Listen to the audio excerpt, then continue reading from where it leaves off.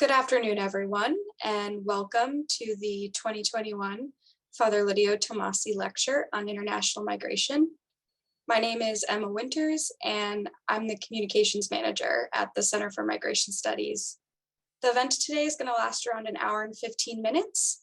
It will be recorded, and we will share the recording with you all after the event. So without further ado, I'll turn it over to the moderator of today's event, CMS Executive Director, Donald Kerwin. Well, thank you, Emma, and I'm pleased to invite all of you to the Lydio F. Tomasi Lecture on International Migration. The Center for Migration Studies of New York began this lecture in 2014 to cover a migration-related topic of pressing concern to faith communities. The lecture honors Father Lydio Tomasi, a founding member of CMS, and who directed our institute from 1968 to 2001. During his tenure, Father Tomasi was editor of Migration World magazine and In Defense of the Alien, the proceedings of CMS's annual conference on immigrant rights and immigration policy. The conference was the predecessor to the annual policy conference, which is now co-organized by Clinic, MPI, and Georgetown Law School. Like all Scalabrinians, Father Tomasi was himself an immigrant. He is from Vicenza, Italy. He attended the Pontifical Gregorian University of Rome, where he earned degrees in philosophy and theology, and he received his doctorate in sociology from New York University. Father Tomasi served immigrants in a number of academic and pastoral roles over his long career. After I started at CMS in 2011, Father Tomasi would regularly visit our office, and we always valued his experience, expertise, support, and kind presence. He's now living in Italy in his retirement, and I'm hoping he's joining us today. Today's lecture will take as its reference point an important new book titled Christianity and the Law of Migration. Silas Allard, a co-editor of the book, will deliver the lecture, and the other two co-editors, Kristin and Nadella, will serve as respondents. I was honored to be part of the group and the process that led to the book. I think you can judge a good academic process by how much you learn from it. And I learned quite a bit from my colleagues in this process, for which I'm very grateful. I found early on in my career that many migrants see their experiences of migration in religious terms. And I also learned that the people that work with migrants, including refugees and migrants themselves, find value in reflecting on why they began this work, and they persist in work that's difficult and can be a struggle and not have a fixed endpoint. Many also value the perspective with which religion and faith can provide on the morass of laws that migrants have to negotiate just to obtain protection, or to live with their families, or to support themselves, or to secure a measure of acceptance in their new communities, even in their faith communities. The connection between theology, Christianity, other religious traditions, and the law have always been very important to the Center for Migration Studies. And we're very grateful to have these scholars with us today and for their excellent work on this new book. Silas Allard is a senior fellow at Emory University's Center for the Study of Law and Religion, and he's managing editor of the Journal of Law and Religion. His work focuses on migration and belonging, and he pays special attention to the role that law and religion play in forming inclusive and also exclusive communities.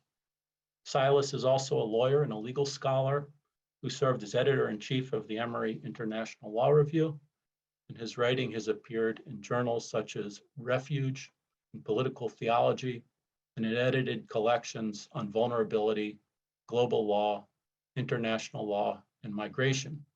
Kristin is not a stranger to the Tomasi Lecture, having served as respondent to Cardinal Czerny's Tomasi Lecture in 2020. Kristin is a professor of theological ethics and director of graduate studies in the theology department at Boston College. Her books include Kinship Across Borders, A Christian Ethic of Immigration, and Prophetic in Public, The Social Witness of U.S. Catholicism. She's also produced several important co-edited volumes, and her articles have appeared in numerous journals and magazines.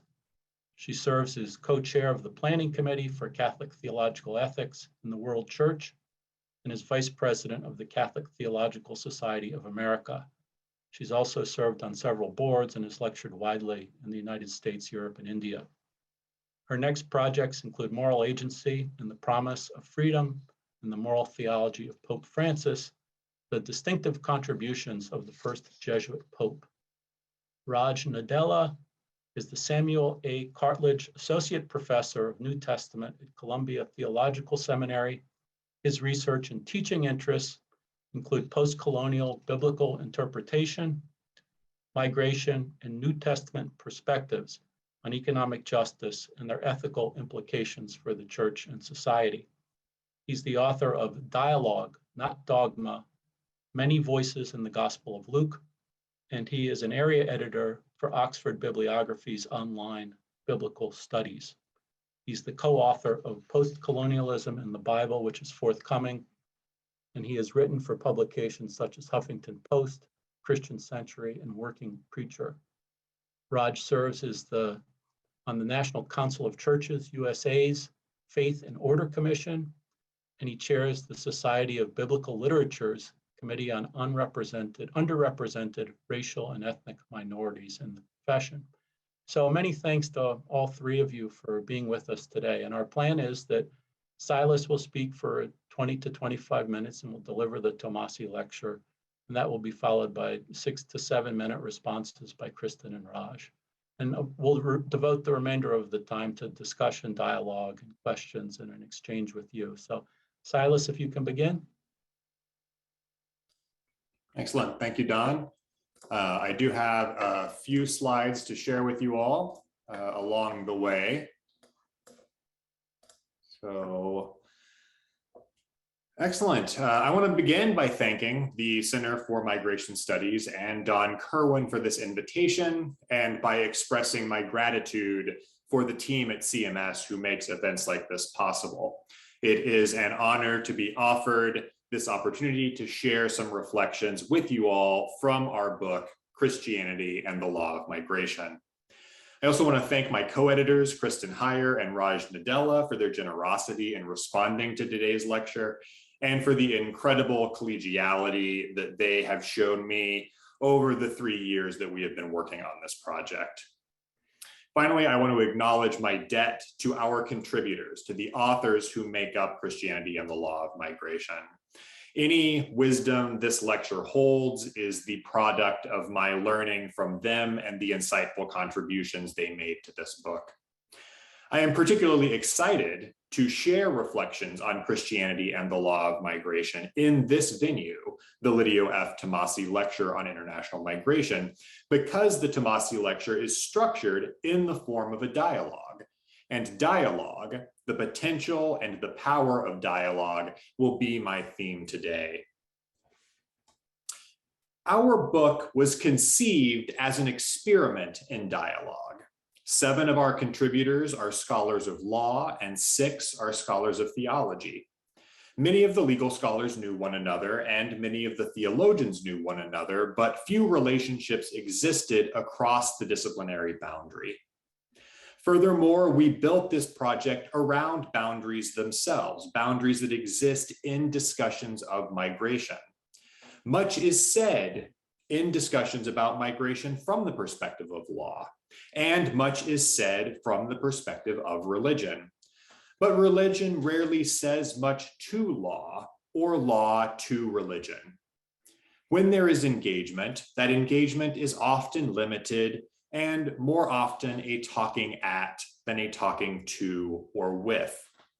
So this is where we began, with 2 groups of relative strangers who thought, spoke, and wrote about this issue in very different ways and largely within their own disciplinary horizons. But we also undertook this project with the hope that bridges across the boundary of discipline could be built that would enrich everyone's understanding of migration. Our contributors, and eventually our readers. Such an experiment in dialogue we knew would require actual dialogue.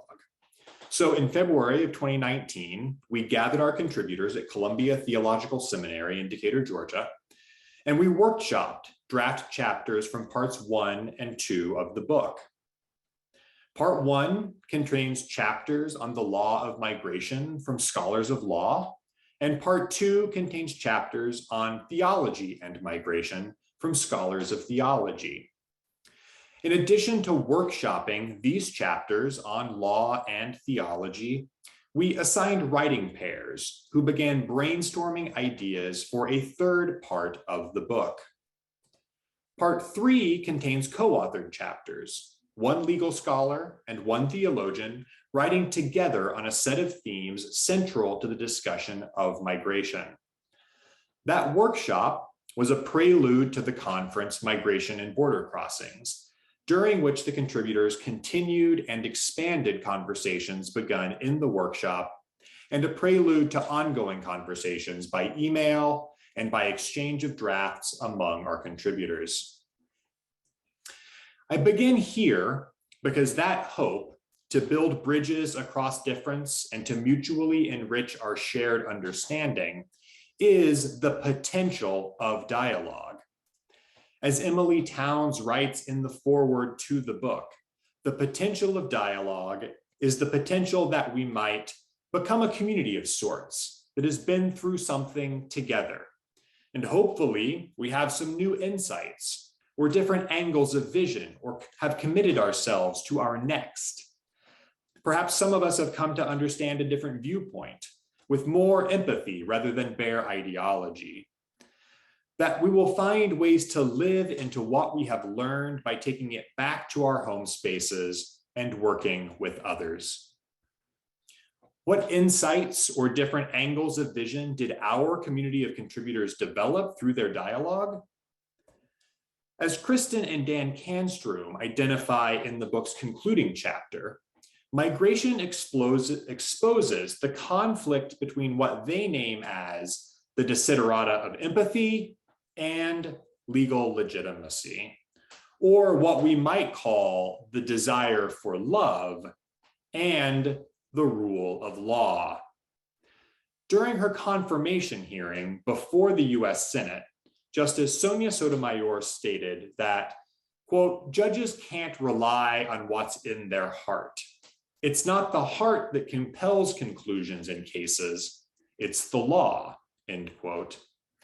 But in their chapter, Kristin and Dan, in reflecting on Sotomayor's statement, argue that whatever the merits of this position may be in other legal arenas, this book illustrates how untenable it often is when it comes to migration. Untenable because, as our contributors demonstrate, the rule of law over migrants is so fundamentally arbitrary, unconstrained, and locked into a dehumanizing gaze on the migrant other that it is predisposed to cruelty. Migrant suffering has become the necessary condition of the rule of law. The dialogue that informs and is reflected in our book exposes the particular mechanisms that produce this suffering, and then interrogates and critiques these mechanisms. To offer just a few examples drawn from our co-authored chapters, Gemma Touloud Cruz and Eden Trucios Haynes unpack how the structure of so-called opportunities to work abroad actually reify and deepen inequality. And they challenge the global labor market's preferential exploitation of the poor through Catholic social teaching's preferential option for the poor. Bilong Hing and Raj Nadella detail the imperial legacy of how the United States, through the rule of law, exposes Central American migrants to manifold forms of violence in their countries of origin and transit, as well as at our border. Hing and Nadella then draw on New Testament history and parables to warn us about the dangers of such demonizing practices for our own well-being, as well as that of our migrant siblings. Don Kerwin and Safwat Marzouk reveal the feedback loop that exists between the demand for assimilation and nativist violence, and they offer instead an alternative model of integration grounded in biblical hospitality. Ulrich Schmiedel and Royce Gusan-Biazor point our attention to the criminalization of humanitarian work at the border, where the desire for love is fully eclipsed by the rule of law. But they also point to the potential that that desire for love, that desire for humanitarianism, might find its own protection under the legal framework of religious freedom. What these examples and many others throughout the book demonstrate is the potential through dialogue to perceive things anew, not, as Paul wrote to the Corinthians, in a mirror dimly, but in their more fulsome reality face to face. Our dialogue has made us, the contributors, better critics of migrant suffering. It has helped us to expose the causes and conditions of that suffering, especially those that are obfuscated or hidden by respect for the law, ignored histories, or bureaucratic machinations. And it has enabled us to imagine other ways of relating to our migrant siblings. On this last point, I will say more shortly, but first, to conclude my reflections on the potential of dialogue, I want to commend to you, on the basis of our experience, this practice of dialogue, not as a substitute for practices of welcome, hospitality, sanctuary, and political resistance, but as a form of discernment within your own communities. To be clear, this is not an argument for dialogue across political disagreements about immigration. That kind of dialogue has its place, it's just not my concern here. Rather, my recommendation to you, particularly as members of faith communities, is to engage in dialogue with people who live and encounter the other aspects of this issue, with the lawyers, the social service providers, the teachers, the counselors, and importantly, with migrants themselves, whose lived experience is the ultimate testament to the realities of migration. Religious communities have long been at the forefront of the issue of migration. From the radical hospitality and politics of the sanctuary movement and border humanitarianism, to the ordinary hospitality and politics of sharing meals and sharing space, religious communities have served as sites of encounter and solidarity within and across borders. Religious communities have been and continue to be the leading edge of ethical, theological, and political deliberation and action on migration. It is my hope that Christianity and the law of migration will be a resource for these communities, for your communities, but I also hope that it can be a model for the kind of dialogue that can enrich the work many of you are already doing, not only in Christian communities, but across religious traditions. The potential of dialogue is an important lesson learned from our experience. And without downplaying that importance, I want to suggest that the contributions we gathered in the end and as a collective offer something perhaps more powerful than a bridge across difference or new perspectives on critical concepts. Rather, I want to suggest that the power of dialogue lies in its ability to enliven our imagination and to challenge the narrow, one-sided framework that undergirds migration policy as a site of perpetual suffering. Dialogue is about what we do when we converse, and it is the product of our conversations. In both uses of the term dialogue, it names the conversational process of exchange, the mutual giving and receiving between conversation partners. To pursue dialogue, then, is to invite narration, to invite storytelling that is the currency of conversation. And because dialogue is a mutual giving and receiving, it calls forth multiple narratives. We each contribute our conversations to the conversation. To learn or to think through dialogue is to inhabit and engage this space of multiple stories. We might call this, as it has been identified in the work of the Russian literary theorist Mikhail Bakhtin, the dialogic imagination. For Bakhtin, the novel, with its multiple characters or speaking centers, builds its narration through relationship, exchange, and contest over meaning. In this regard, the novel as a literary form better reflects the fundamentally dialogic orientation of everyday discourse, the give and take of stories among conversation partners. Bakhtin contrasts the dialogue of everyday conversation and the novel with what he calls monologic discourse, which he describes as a self-sufficient and hermetic utterance. That is a type of discourse that seeks to stand on its own, sealed off from the world and imprisoned in the dungeon of a single context.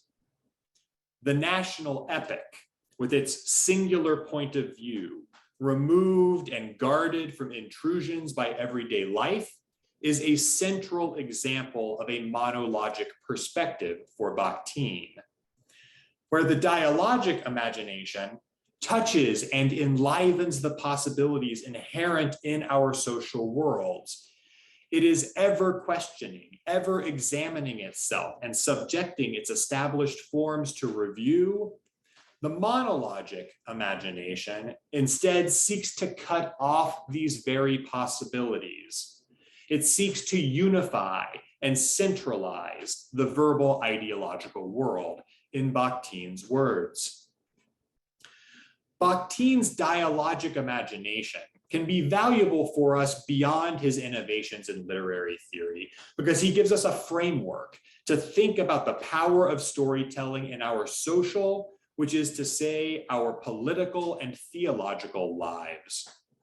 Bakhtin's dialogical imagination helps capture both what the contributors to our book have achieved together and how to read our book as an intervention in the framing narrative of migration. That is, dialogue and the dialogic imagination challenge the monologue and the monologic imagination of the nation state. As I discuss in the book's introduction, the nation state as a hegemonic form of political community is both the occasion for and condition of international migration because it combines political sovereignty, national belonging, and territory, then replicates itself across the globe. Put differently, there is no outside of the nation state in our contemporary world. This hegemony creates a monologic perspective on the part of the nation state. The nation state is the only character whose interests and actions matter in this story.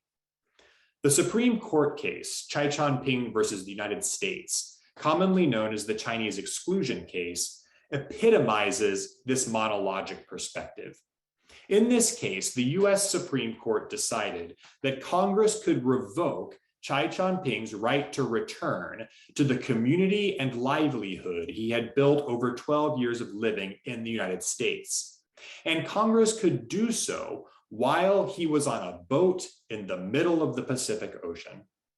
Chai Chon-ping left San Francisco for a visit to China with the promise that he could return to the US.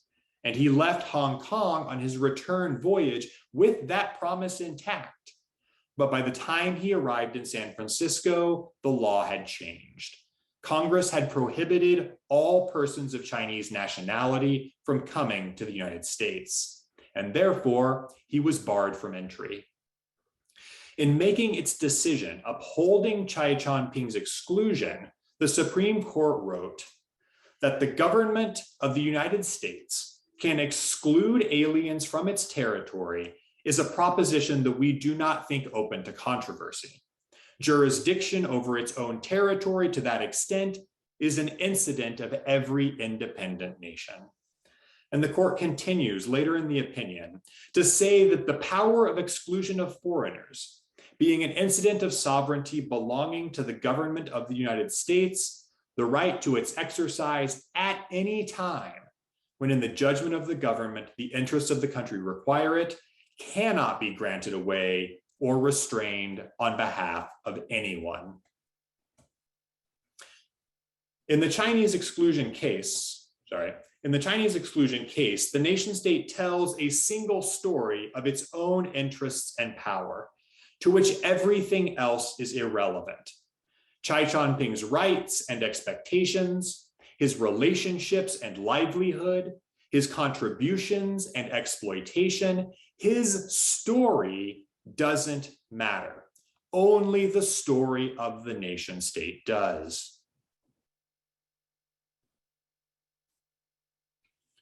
The construction of border walls and the diversion of migrants to deadly routes through deserts or across oceans, separation of families at the border and through deportation, indefinite detention in poorly run, dangerous, and exploitative private prisons, and the list goes on. These are all expressions and assertions of the nation state's monologism, ways in which the nation state's singular story reduces migrants to objects, not persons with their own stories to tell, to, quote, individuals as sites of enforcement, end quote, to borrow language from Kristin. But the nation state's narrative is not the only narrative. As Bakhtin teaches us, the monologic narrative acts to suppress the dialogic imagination of everyday life, and that dialogic imagination is one of our most powerful tools. This book, Christianity and the Law of Migration, is, I believe, a book of dialogic imagination, a compendium of other stories. It begins with how we have constructed the subject matter. This is not a book on Christianity and immigration law. Immigration law is the monologic story of the nation state's power to exclude, admit, or deport migrants. We are interested instead in the law of migration, which is to say the overlapping legal regimes as they are encountered from the perspective of the migrant. This is not to deny the power of the nation state. From the perspective of the migrant, the law of migration will often take the foreboding form of the border wall, but it does disaggregate the perspective so that the law of migration can be interrogated from the experiences of migrant suffering, agency, and resistance. In doing so, we begin to see, and here I am drawing on Kristin and Dan's concluding chapter again, undisclosed agendas, as well as the fractures and frayed edges of the nation state's single story. The nation state's story about protecting the border and enforcing the rule of law is structured to reinforce and perpetuate racist, sexist, and class-based divisions and hierarchies, among others. These are the undisclosed realities of the nation state's story of sovereignty and the rule of law. Thus, Kristin and Dan remind us, quote, illegality is produced, unquote. Illegality is not a natural or a given state of affairs. People are made to live under the conditions of illegality based on claims about what is lawful and proper belonging. But other stories can be told. Taking the law of migration from the perspective of the migrant opens the conversation, and as Kristin and Dan summarize, the themes of our contributors reveals how the demands of conscience, empathy, and faith may appear at various phases of the legal process, disrupting the single story of the nation state. How identity is defined and redefined, and migrant agency exercised in significant ways. The nation state is not the only actor in this process.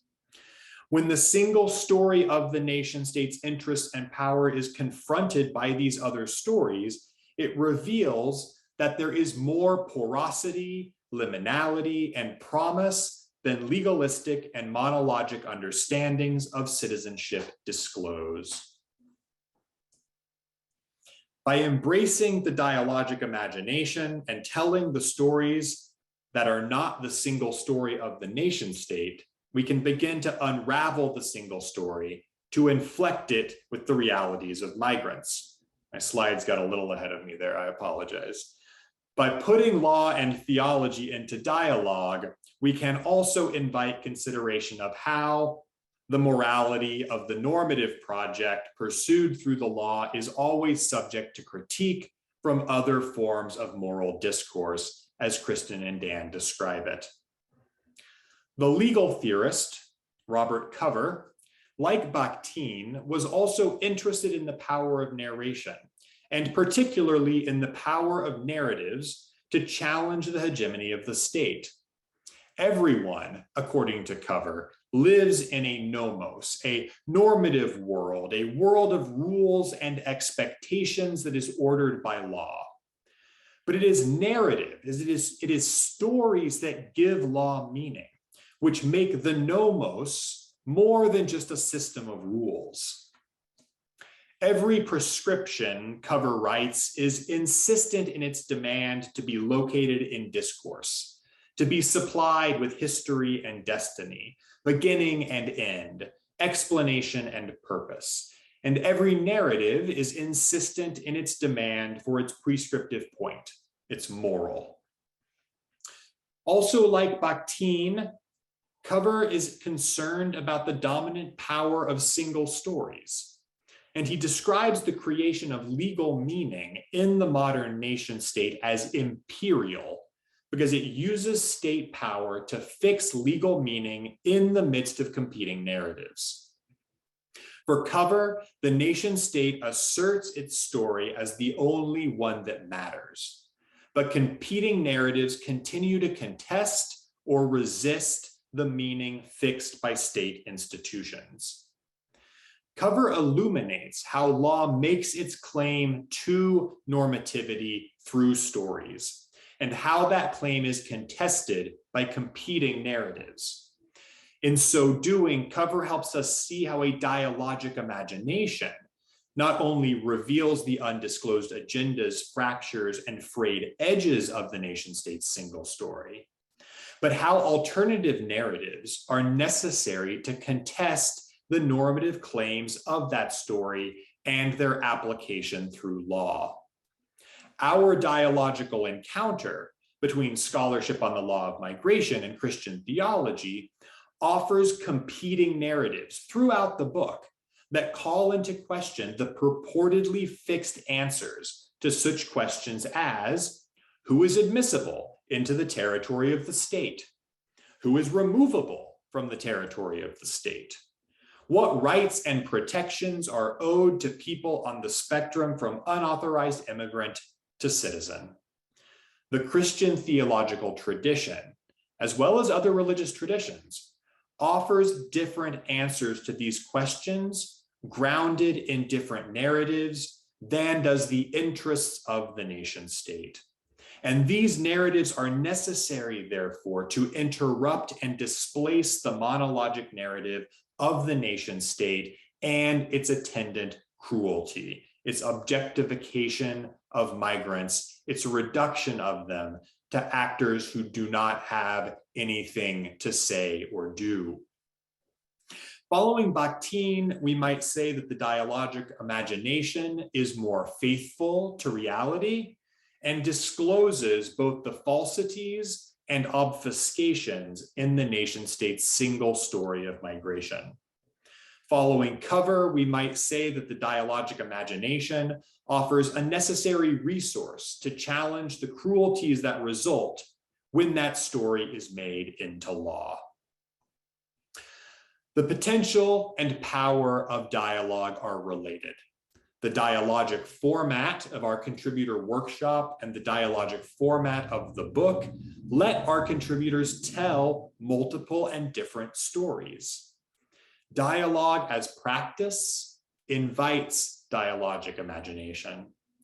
We can begin to imagine differently as we encounter and learn from different stories, as we are presented with different perspectives and facets of migration, allowing us to understand it more fully. The ethicist Tisha Rajendra has called for better narratives in the ethics of migration, narratives that bear greater fidelity to existing relationships between migrants and citizens in destination countries, narratives that reflect the histories of colonialism and economic imperialism that undergird so much of contemporary international migration. Christianity and the Law of Migration joins this call for better narratives, and through the work of our contributors, testifies to the power of dialogic imagination to generate those narratives. The novel, Bakhtin argues, is a genre that is ever questing, ever examining itself, and subjecting its established forms to review. Such indeed, says Bakhtin, is the only possibility open to a genre that structures itself in a zone of direct contact with developing reality. It is my hope that you and others will find in Christianity and the Law of Migration a novelistic approach to the issues of international migration and an invitation to continue questing, examining, and subjecting the monologic narratives of migration to review. Thank you all very much for your time and for being here. Thank you, Silas. I feel like we should give you a round of applause. That was very powerful. And well, we are giving you a round of applause, as it turns out. Thank you. Appreciate it. Kristin, we're going to turn to you now for the first response. Great, thanks very much. Thank you, Silas, for these reflections on our collaborative project. And thanks to Don for the invitation to participate this year in the Tomasi lecture. It's a pleasure to be with you all today. I would add Don and Silas both are great examples of legal scholars who border cross into normative questions and methods. So it was a pleasure collaborating with each of you on this rather bilingual endeavor. In my brief response, I would like to pick up on Silas's attention to the use of new narratives and suggest that putting the Christian story into dialogue with law and policy, as we have here, can unmask and challenge operative agendas. As he notes, the volume's interdisciplinary pairings bring texture to flat legalistic accounts that otherwise mislead.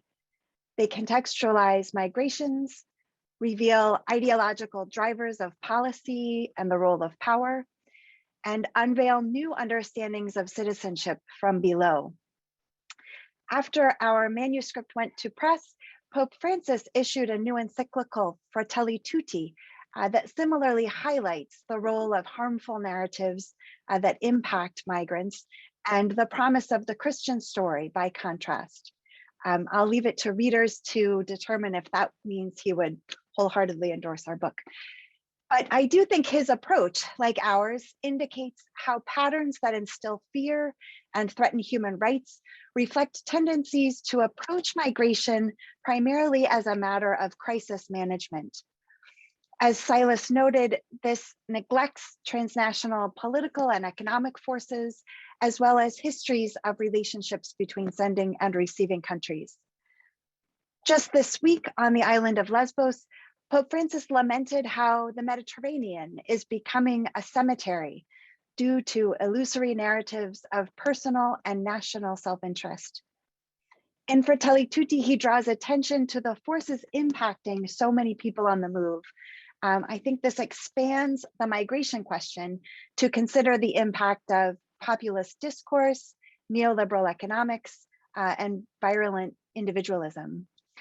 And I think this scope shifts the narrative, we might say, offering a welcome reorientation to approaches that too often focus only on states' rights or border crossers alone.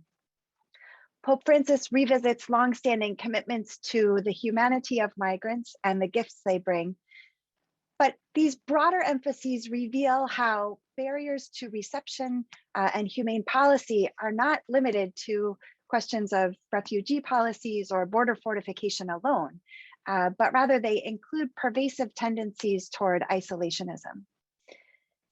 He traces how the Christian story that insists we fundamentally belong to each other, that we just survive and thrive only through encounter with each other's, with one another, that this can serve as an antidote to the individualism and indifference that harm persons on the move.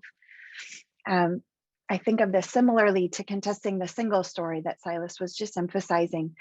So in contrast to what we see with standard communitarian or cosmopolitan models that are focused on the rights of individual freedom of movement or self-determination of political communities, these relational commitments underscore social dimensions of justice and of sinful complicity alike. The Christian story's universal destination of created goods similarly accents social understandings of what belongs to those in need and constraints on market freedom. The encyclical's foundational social emphases ground his analyses then of forces pushing and pulling migrants across borders like pawns on a chessboard, as he has put it, whether exploitative economic models or aggressive modes of international relations. Pope Francis repeatedly underscores pervasive ideological threats to our social instincts as well, convincingly indicating how self-absorption fuels apathy and hardened insulation or group preservation. So revisiting his theme of globalized indifference, he reflects on the many ways we are tempted, like the priest and the Levite, to pass at a safe distance. He writes, we retreat inward, we ignore others, we remain indifferent to their plight. Francis elaborates how a culture of consumerist comfort, abetted by social media distractions, can incubate false ideologies that manipulate our consciences and insulate us from different perspectives.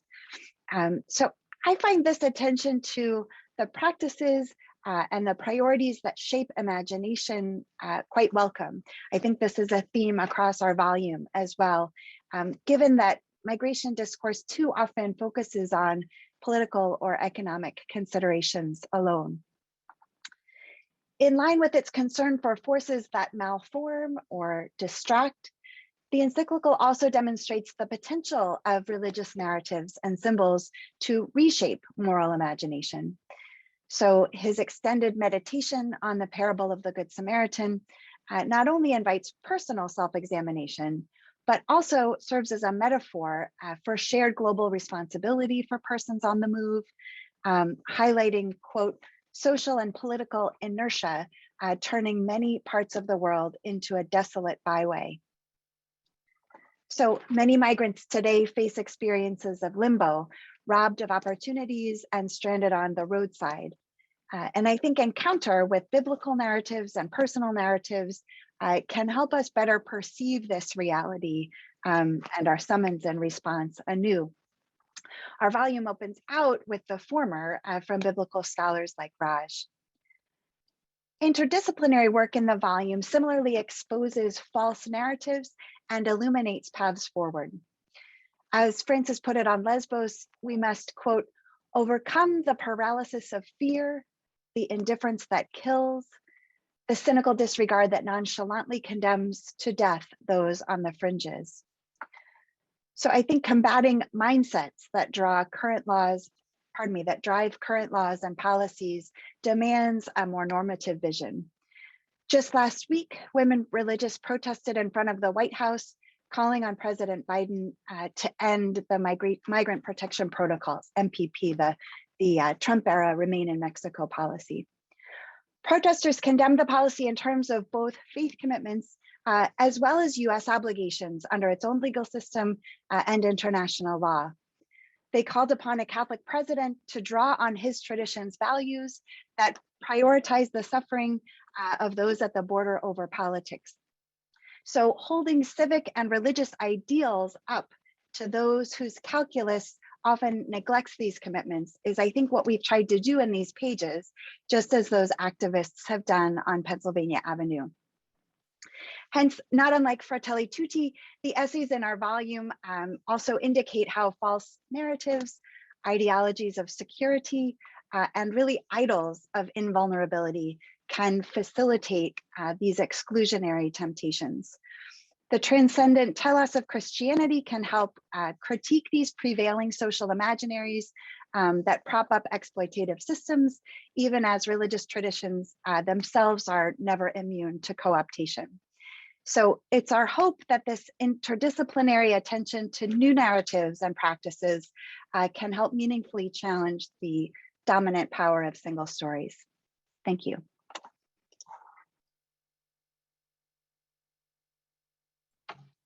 Thank you, Kristin.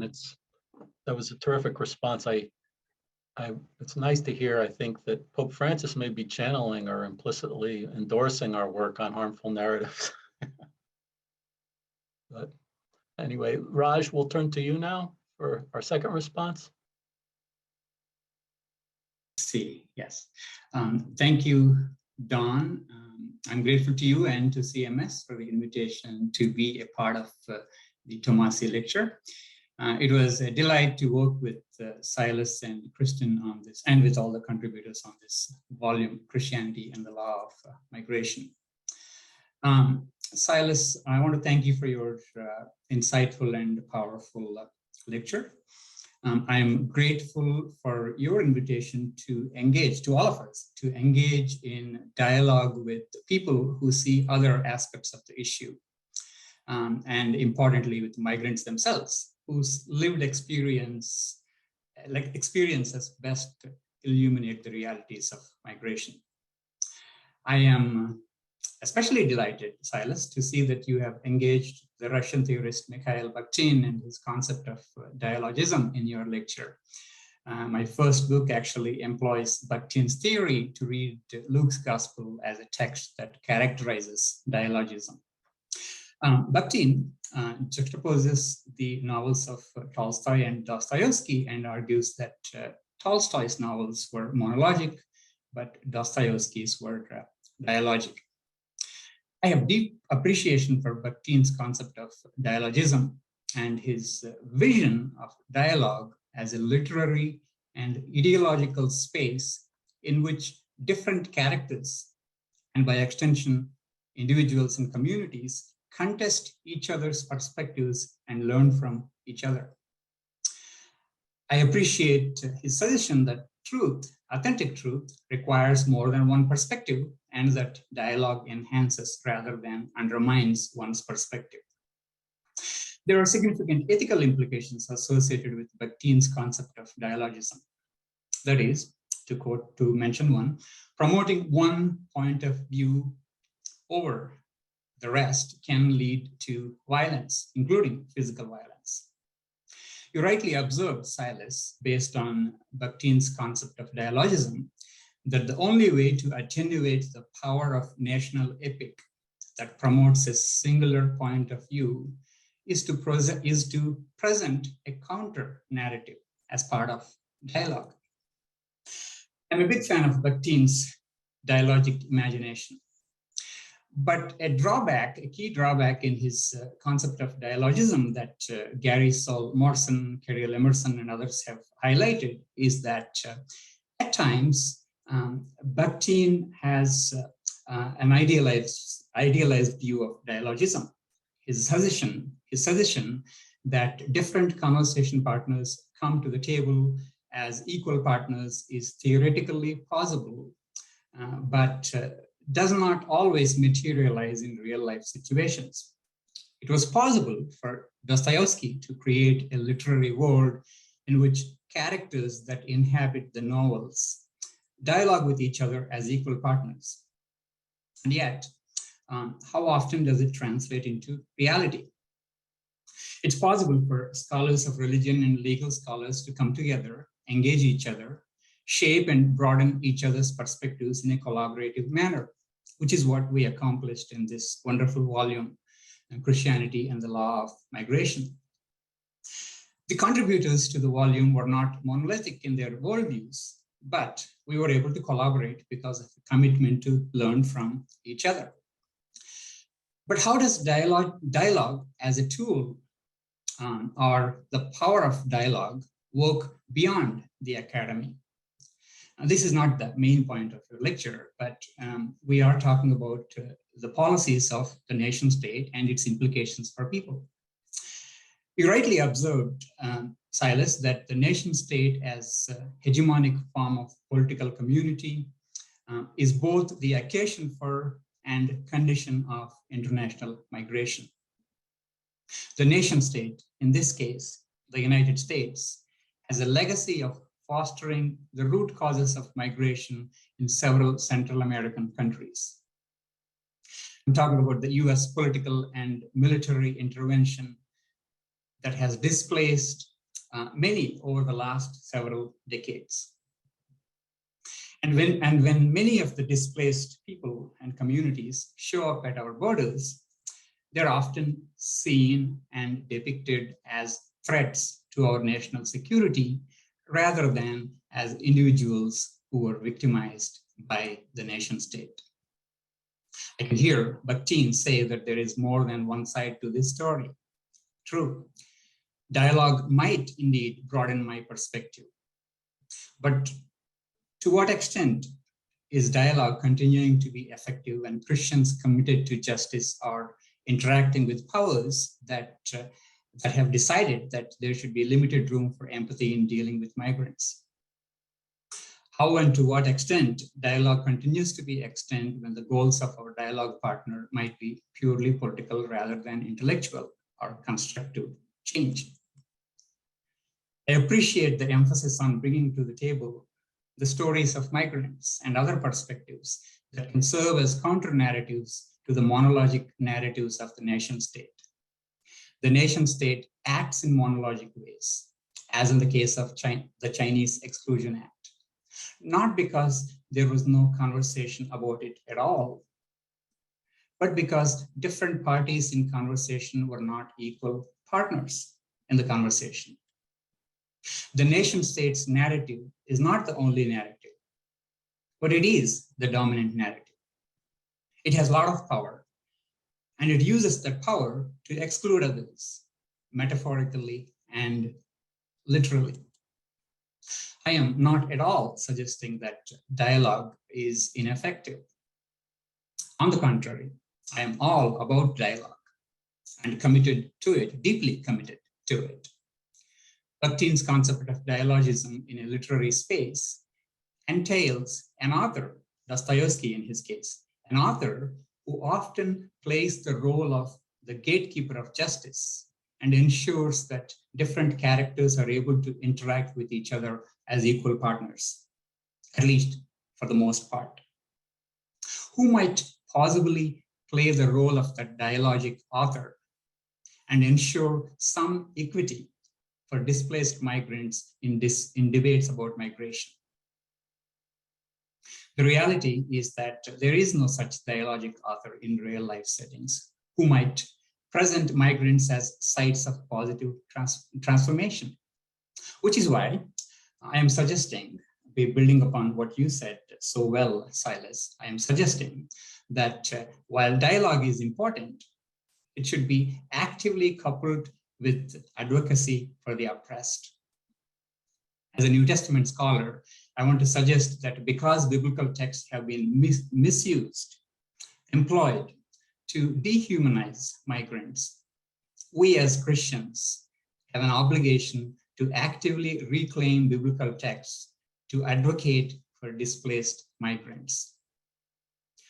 One such text that is relevant here is the parable of the sheep and goats in Matthew 25.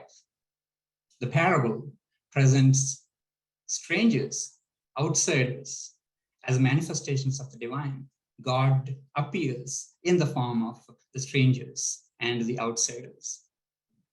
And because God self appears in the form of the outsider, the stranger then becomes sites of encounter with the divine rather than sites of enforcement, to use the term from Christian Higher.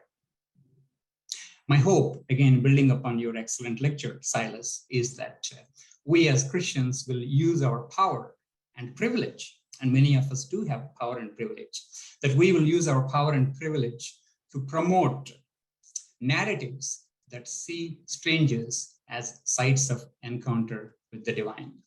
Thank you so much. Thank you, Raj. That was great. Kind of the the idea that the only way to oppose a national narrative is to propose counter narratives and more dialogue, but those that are trying to dialogue are not always necessarily in a dialogic relationship with the state or with state actors or with powerful people. A great corrective, but it's not an argument against dialogue, which is so crucially important. So we do have a couple of questions, but maybe I would just start with an observation and listening to you three, and it was like so powerful. I was taking notes throughout. I mean, I love that phrase of kind of engagement or dialogue with more empathy than bare ideology. I think that's a lesson that's so important these days in a very divided country, in a very divided world. But as I was thinking about what you were saying and thinking about the volume, it struck me that it's valuable, for kind of the process of engaging kind of what we mean even by the law of migration. And that's very rare actually. I think what we mean is like how migrants experience the law are really the laws that they have to negotiate. Some of them written, some not, some overlapping, some distinct, but few of them taking the perspective of migrants themselves. And I think as I listened to you, I realized that making matters worse are the way in which terms and concepts like sovereignty are used very narrowly to bedevil immigrants or and to terminate conversation. Sovereignty is something it's beyond the law almost in its power and the way that it's used in the public debate. So when I've been thinking about this over the years, like I think, well, do you try to reclaim terms like sovereignty or the rule of law or whatever from a Christian perspective? Or do you abandon them, altogether and say that they're lost causes from a political perspective? And I guess what I'm hearing from you is that it starts with dialogue. It would start with dialogue and narratives that interrogate that term and challenge those types of terms, and that bring stories to bear to those narrow understandings of terms and laws like that. So I just kind of present that to you as a reaction to that links a little bit some of what all three of you were saying. Wonder if you'd like to respond. I'll be happy to offer an initial response to what you're saying, Don. And I think that your observations and your synthesis of the lecture and the responses is very helpful. And just kind of that last piece that you were unthreading also helps me think about the criticisms that Raj raised in his response, the very helpful criticisms that Raj raised in his response. So thinking about kind of the categories of sovereignty or the categories of the rule of law, I bring the rule of law in for a lot of critique in this lecture. And it's something that I've been kind of trying to work through in my thinking and my other work. The rule of law is this value. It's plastered on banners all over Emory Law School, right? We train individuals in the rule of law, but it's also this tool or this weapon that is used against migrants, that the rule of law means that the nation state gets to do basically whatever is in its interest in maintaining its territorial and national integrity. And so what I want to do in lodging a critique at the rule of law in this lecture is to try and fracture it as a category, and in some of the ways that you were saying, Don, and kind of to Raj's point, we don't have equal positions of power, but it also feels like in some ways a necessary first step is just to demand that multiple voices could be heard. And I think that the way that the rule of law and the way that sovereignty are deployed in current both practice and discourse around migration, there's not even room for the idea of the dialogical. imagination. They are wholly monologic or wholly single story categories, and they are fully within the purview of the nation state to decide how they are to be used and what they mean. And so kind of accepting Raj's, acknowledging, and I want to take and think about more the critique that Raj raises. At a minimum, what I want to do is just to kind of bust open the category and say there are multiple ways of thinking about this, and we have to be able to imagine it as multifaceted so that we can invite different perspectives in, particularly the perspective of migrants. And then how we address that power imbalance becomes the necessary next step, as Raj has pointed out. Could I add to that as well? I do think, as Silas is saying, several of the essays in the volume serve to kind of expose how the rule of law functions. So I'm thinking of Dan Canstrom's opening chapter, which talks about how expedited removal, not unlike his past work on deportation, is really a tool of discretionary social control. So I think one of the tasks the book takes on is showing how the rule of law functions. But I think to your question, Don, about is it worth rehabilitating? I guess I also think of folks like Raj was mentioning who are perhaps escaping not just severe need, but law breaking with impunity in some cases, in some Central American contexts, I'm thinking of in particular. So if the very rule of law is part of a pull factor, then I think we have to have a national conversation that distinguishes like a law and order ideology that I think is pretty universally damaging to what we might, rehabilitate. I liked that verb in terms of the rule of law that actually serves more noble ends. I think similarly with sovereignty, I think it hides the fact that so many transnational actors are really part of push factors of people on the move, forced migrants today. So to simply think that states' rights or sovereignty claims are conversation stoppers is pretty misleading. I do think we have some concepts in the volume that put the national common good in tension with the global common good that, again, could serve to kind of open out that conversation. But I think the way in which sovereignty rights are often asserted is misleading and unhelpful.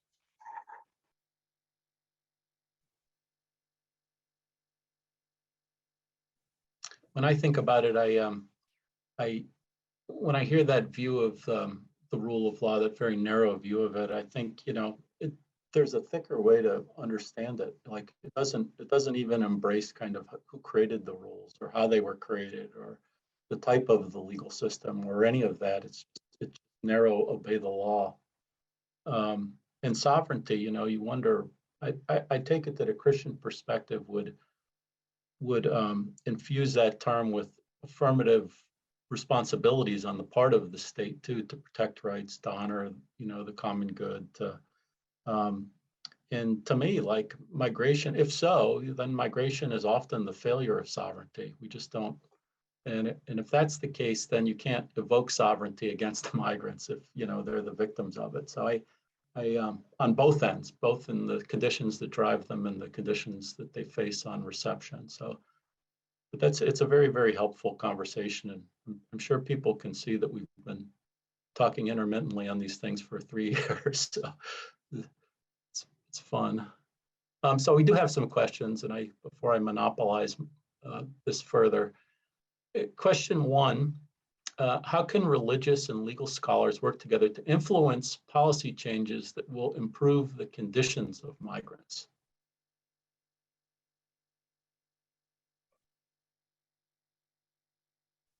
Would anybody like to take that one?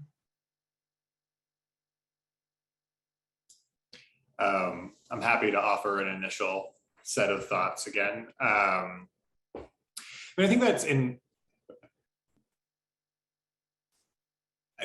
I think that this question was in the back of our minds when we, formulated the idea of the book, and certainly in the minds of our contributors as they were engaging in their dialogue and writing their chapters. And so I hope that one of the things that the book does is to demonstrate what this might look like, how scholars of law and scholars of religion might collaborate around policy questions. Because I spoke of the book in kind of broad terms, but there's also a lot of very concrete work in this book about specific policies, specific laws, specific contexts and conditions. And so I recommend it in that regard too. And I think at least from my perspective, what our experience testifies to is the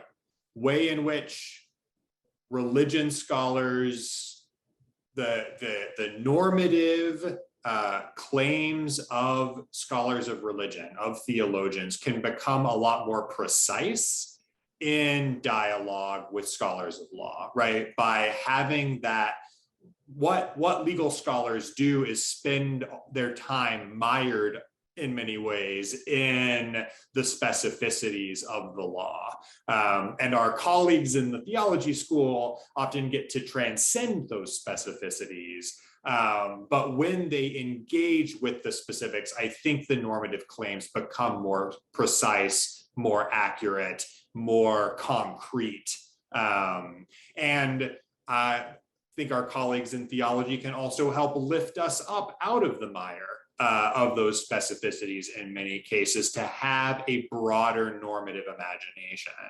I often say that working in immigration law is like rearranging deck chairs on the Titanic. The system is broken. It is sinking. And so to engage with folks who aren't constantly doing the work of trying to keep not even keep the ship afloat, but just trying to get the most people onto life rafts as possible, I guess is the best way to extend that metaphor, can also help us think more creatively and imaginatively about what the possibilities for legal reform could be. Thank you. We have I think a follow-up question on the rule of law, and it is, how can Christian leaders influence the rule of law on migration to incorporate Christian and moral values in order to create more humane policies?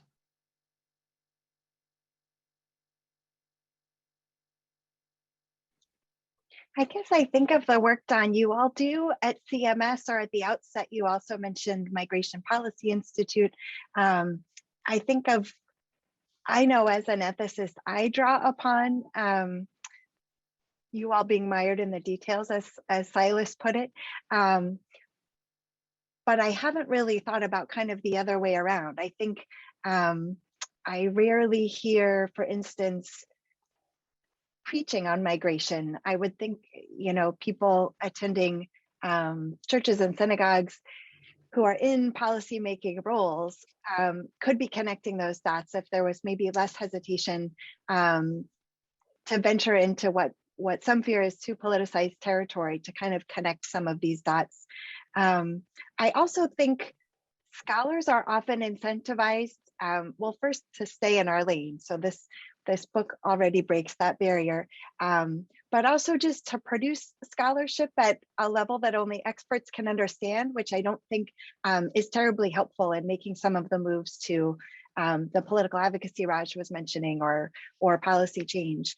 So I think just a commitment on the part of academics to not only cross barriers interdisciplinarily, but to make a commitment to public-facing scholarship would be two steps I could think of in response. I agree with Silas and Kristin, especially with the part about engaging the public square. And Don, as Kristin mentioned, your center and lots of other organizations, they are doing an excellent job of advocacy on behalf of migrants. But there is another side to that, which is to add to that. The church in the United States, we talk about the separation of church and state, but the church is very much a part of the public square, and very much there. And the Bible and religion is everywhere in the public square. I won't give any specific examples, so that it doesn't get too political. But yes, the Bible is there everywhere. Religion is there, and Christians have a lot of power. I'm part of the Presbyterian Church, United States of America, and PCUSA is disproportionately represented in the Senate and the House of Representatives. So in the PCUSA now, we are having conversations about how Presbyterians who have access to power can leverage that power to positively impact the policies of the government. So there are lots of conversations in the Presbyterian Church about Matthew 25 initiative, seeing the other not as the other, but as the site of encounter with the divine. Thank you.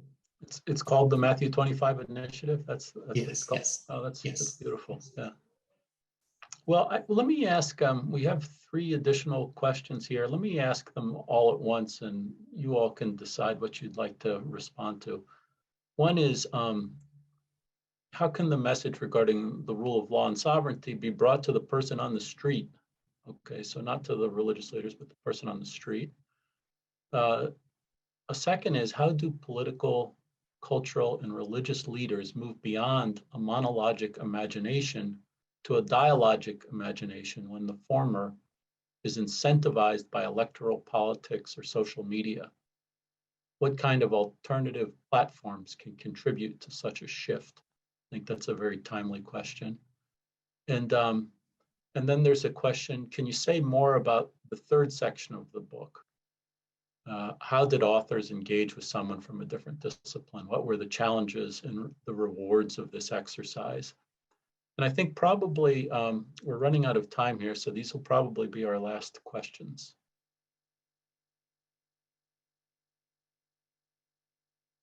Any responses to any of those questions?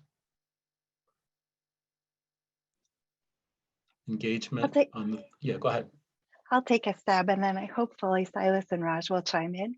I really agree with the person who said in their question that electoral politics and social media really incentivize the opposite of what Silas was laying out for us. I think, yeah, the ways in which curated social media feeds really harden polarization and our isolation, not to mention isolate us from the forms of encounter both Silas and Raj mentioned, are a huge threat. I also think this person mentioned electoral politics. I think there's been, at least to speak for myself, some disappointment with President Biden. Most of the essays in the book, at least my own essay, takes the Trump administration as a point of departure, again, in terms of when the book went to press.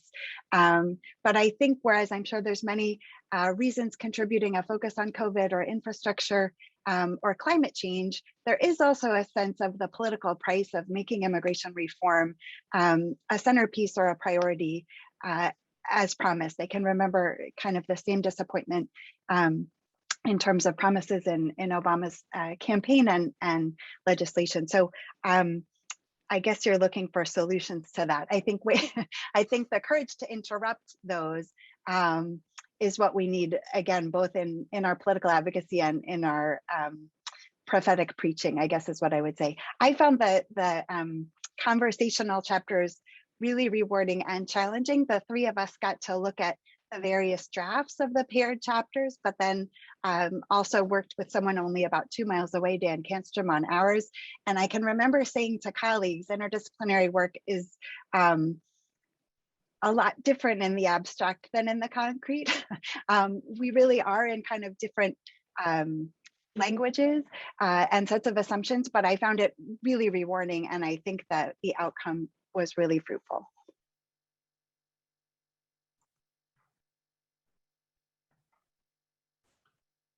Anything on the rule of law and sovereignty to the people in the pews, or the people on the street, or the non-policymakers? Sure. I think my answer to that question, and the answer to the second question as well, about electoral politics and social media are similar. And the answer is that we have to figure out how to make space for the stories of migrants in the culture, right? So I think I don't think that the person on the street needs to hear about sovereignty and the rule of law in those terms, but they do need to hear about what it means to be someone who is trying to cross international borders, the reasons you leave, and what you encounter along the way, and what you encounter when you get to the US border or you get inside of the United States. Like, those are the narratives that, as you pointed out earlier, Don, those are the narratives that interrupt and reframe what sovereignty and the rule of law are about. And I think that anyone can appreciate those narratives. Now, hearts have been hardened by electoral politics and social media, and that's a terribly challenging context that we live in.